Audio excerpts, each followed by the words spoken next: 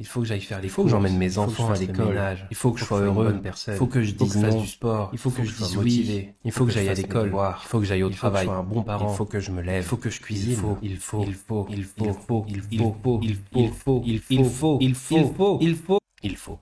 Bonjour, moi c'est Elfo. Comment ça va depuis la dernière fois?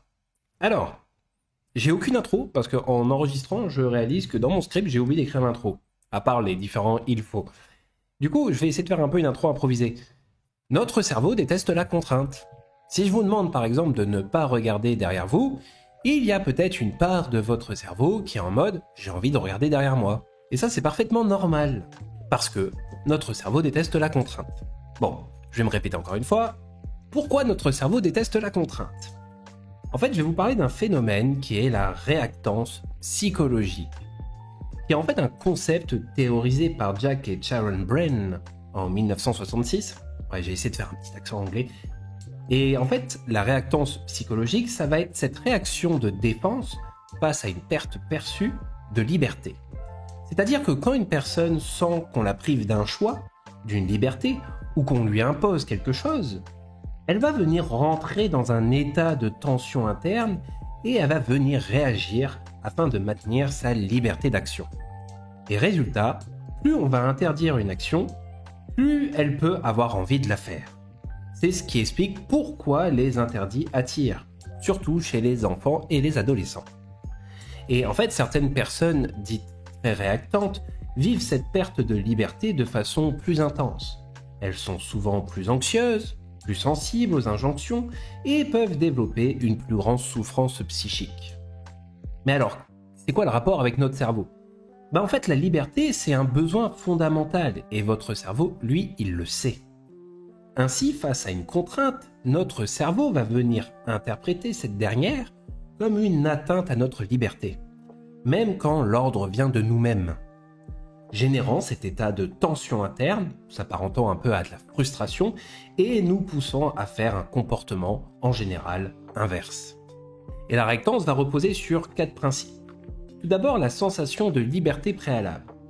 La réactance n'apparaît que si la personne croit avoir initialement le choix. Deuxièmement, l'importance de la liberté menacée. Plus la liberté menacée est jugée importante, plus la réaction sera forte. Troisièmement, le nombre de libertés menacées. Si plusieurs libertés sont restreintes en même temps, la résistance augmente. Et enfin, quatrièmement, l'effet d'amplification. Une menace, qui implique d'autres menaces réelles ou supposées, intensifie le phénomène de réactance. Bon, depuis tout à l'heure, je vous parle de la liberté comme un besoin fondamental, mais d'où ça vient? Laissez-moi vous parler de la théorie de l'autodétermination, développée par Deci et Ryan dans les années 1970, qui cherche à comprendre ce qui motive réellement les êtres humains. Alors, selon cette approche, nous sommes naturellement motivés à agir quand 3 besoins psychologiques fondamentaux sont satisfaits. Premier, l'autonomie, le sentiment de choisir librement ses actions sans subir de pression extérieure, ce qui revient un peu à cette idée de liberté. Deuxièmement, la compétence, le fait de se sentir efficace, capable de progresser et de relever des défis. Et enfin, troisièmement, le lien social, le besoin de se sentir connecté aux autres, soutenu et reconnu. Donc, quand ces besoins sont nourris, notre motivation devient intrinsèque. On va venir agir par intérêt, plaisir ou engagement personnel. A l'inverse, quand ces besoins sont négligés ou menacés, notre motivation devient extrinsèque. L'activité est poursuivie en vue d'atteindre un but externe à l'individu. Par exemple, gagner de l'argent, obtenir une récompense, se soumettre à une pression sociale ou familiale, éviter une punition, etc., etc., etc. Donc soit la motivation elle est extrinsèque, soit elle est absente. C'est ce qu'on va appeler la motivation. Dans la théorie de l'autodétermination, on va utiliser un indicateur appelé degré de détermination. En fait, le degré de détermination, c'est tout simplement le niveau auquel une personne agit par choix et non par obligation. Et vous l'aurez compris, plus on agit librement, plus la motivation est forte et durable. Cette théorie de l'autodétermination nous invite donc à nous poser une question essentielle. Est-ce que j'agis par choix ou parce que je me sens obligé? Et cette question, elle est importante, car nous agissons par contrainte sans même s'en rendre compte. Nous agissons simplement parce que ces contraintes, elles sont intégrées à notre langage et à nos habitudes du quotidien. Elles vont prendre la forme de « il faut que »,« je dois » ou « je ne peux pas », que l'on répète sans questionner. Il faut que je range la maison, il faut que je me lève, il faut que je fasse attention, il faut que je fasse du sport, il faut que je sois de bonne humeur, il faut que j'emmène mes enfants à l'école, je ne peux pas dire non à mon ami, etc., etc., etc. À ce moment-là, on avance à coups de fouet. Ceci était un bruitage de coups de fouet. Je vais vraiment mettre un bruitage. On recommence. Chaque « il faut que », clac, comme un ordre sec. Il faut que tu te lèves, tu dois être productif, il faut faire les courses. On croit que ça nous motive, mais en réalité, ça nous épuise. Et en découlent plusieurs conséquences. Tout d'abord, la perte de ce qui nous motive réellement dans l'action. En fait, quand on agit uniquement parce qu'il faut, on ne nourrit plus nos propres envies. On oublie pourquoi on fait ça. Le plaisir disparaît et tout devient mécanique. Ensuite, une autre conséquence, c'est cette frustration qui va être générée par ces contraintes, en lien avec le principe de réactance. Ce qui conduit notre cerveau à réagir et à se rebeller très souvent en procrastinant. Et s'ensuit la culpabilité et la dépréciation de soi, l'impact sur l'estime de soi et la confiance en soi. Une autre conséquence, c'est cet épuisement mental. Chaque « il faut » est une micro-pression qui s'ajoute à tout le reste.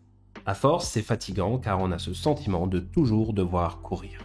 Et outre les conséquences internes, on va retrouver des conséquences externes, comme par exemple sur les relations avec notre entourage. Lorsqu'on vit dans le « il faut », on finit souvent par imposer ce même schéma aux autres. Tu devrais faire ça, il faut que tu... Cela crée du contrôle, de la tension et cela peut impacter la relation. Mais également, cette contrainte, c'est une grande source de tension interne qui peut se répercuter sur les autres. Très souvent, j'ai pour habitude de dire « c'est la cocotte minute qui explose ». Ok. Agir par contrainte, ça nous épuise. Donc, reprendre le pouvoir sur sa vie, être libre, agir par choix, c'est beau sur le papier, mais dans la réalité, est-ce qu'on a toujours le choix? Et ça, c'est une très bonne question. Même si je réalise que c'est moi qui la pose. Et la réponse n'est pas oui ou non, mais oui et non. Habile. Alors, non, pas toujours sur les circonstances. Il y a des situations qu'on ne choisit pas. Naître dans un environnement difficile, des circonstances et autres événements de vie, maladie, deuil, rupture, crise, guerre, être confronté à des obligations légales, sociales, familiales, ou encore les contraintes de la nature, par exemple la pluie. Les Bretons!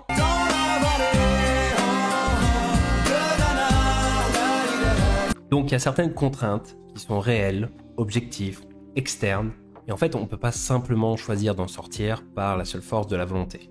Mais oui, on est libre presque toujours sur la façon d'y répondre. C'est là que réside notre véritable pouvoir. Un grand pouvoir implique de grandes responsabilités. Dans notre manière de percevoir, d'interpréter et d'agir dans ces situations. Par exemple, on ne choisit pas d'avoir un emploi stressant, une hiérarchie abusive, mais on peut choisir comment on se parle à soi-même. Qu'est-ce qu'on pourrait faire dans cette situation pour répondre à nos besoins? On ne choisit pas la perte d'un proche, ou dans certains cas la perte d'une relation. Néanmoins, on peut choisir qu'est-ce qu'on décide de mettre en place dans ces circonstances. Et enfin, on ne choisit pas qu'il pleuve. Pas vrai les Bretons? Non, c'est bon, j'arrête. Mais on choisit ce qu'on décide dans ce contexte.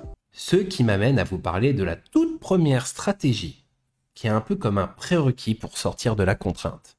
Accepter les contraintes du contexte dans lequel vous vous trouvez. Alors, l'acceptation, c'est une notion qui prête à confusion et qui est souvent mal comprise. L'acceptation ne signifie pas que vous devez endurer n'importe quoi, ou que vous devez être d'accord sur tout, ou que vous devez vous résigner à tout.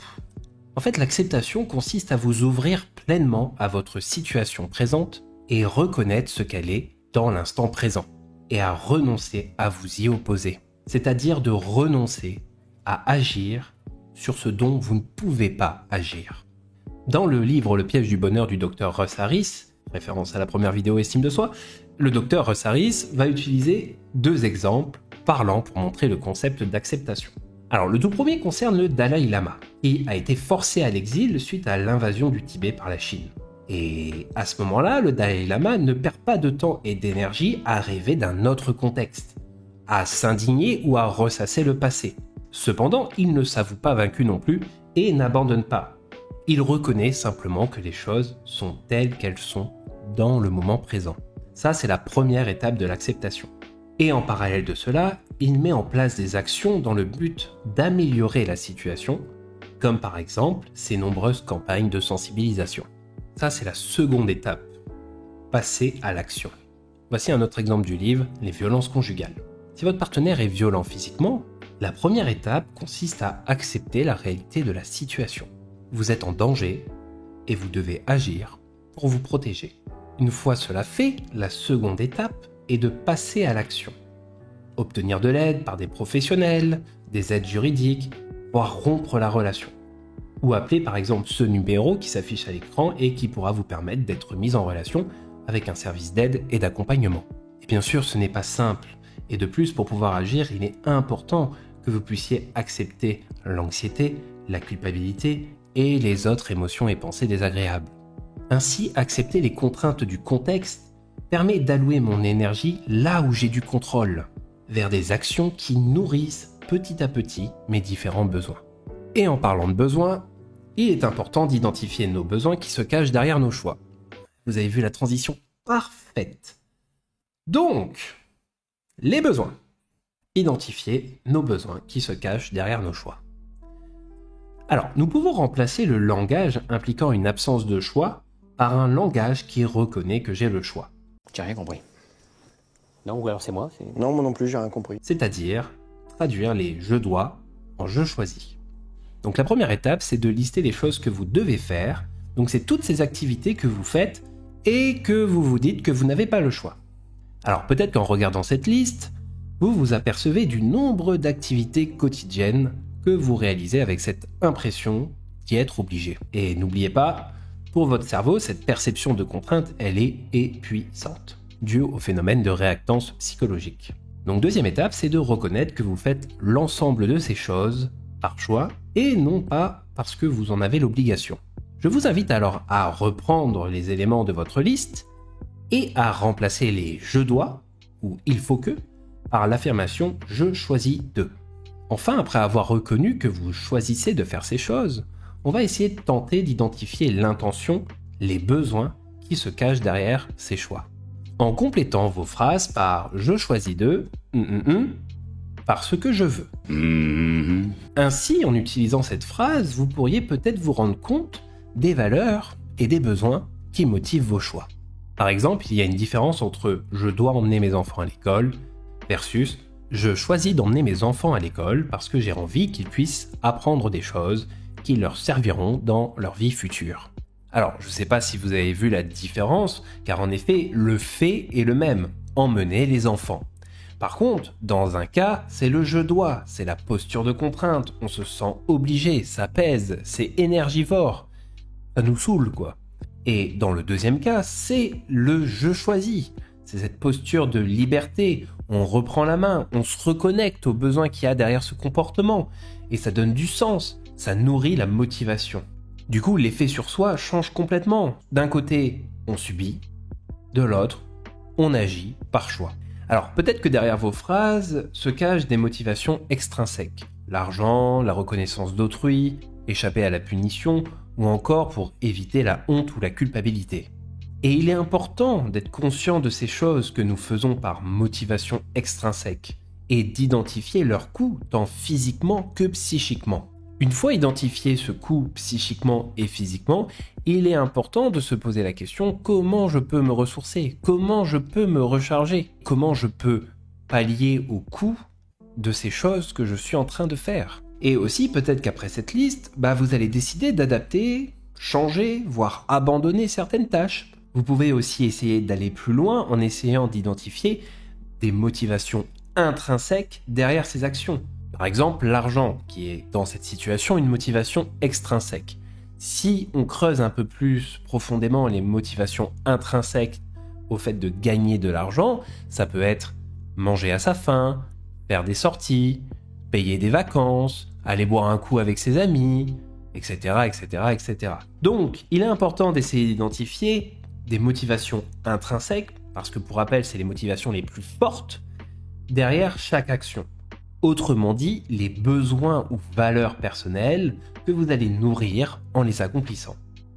Bon, une fois qu'on a reconnu les contraintes du contexte, qu'on a transformé nos jeux doigts en jeux choisis, et qu'on a exploré les besoins et les valeurs qui se cachent derrière nos actions, une nouvelle étape se présente à nous. Faire un choix. Et là, les choses, elles se compliquent. Car choisir, c'est pas quelque chose de simple. C'est prendre une direction, et donc accepter d'en laisser d'autres de côté. C'est assumer une responsabilité, affronter l'incertitude, et parfois même cette peur de se tromper. Ainsi, face au choix, je tourne en rond, je doute, je pèse le pour et le contre, je procrastine, je demande à mes potes, je tire à pile ou face, j'ai pas envie de me tromper, j'ai pas envie de décevoir, je veux tout et en même temps je veux tout son contraire. Bref. Je suis comme ça, je sais pas faire de choix.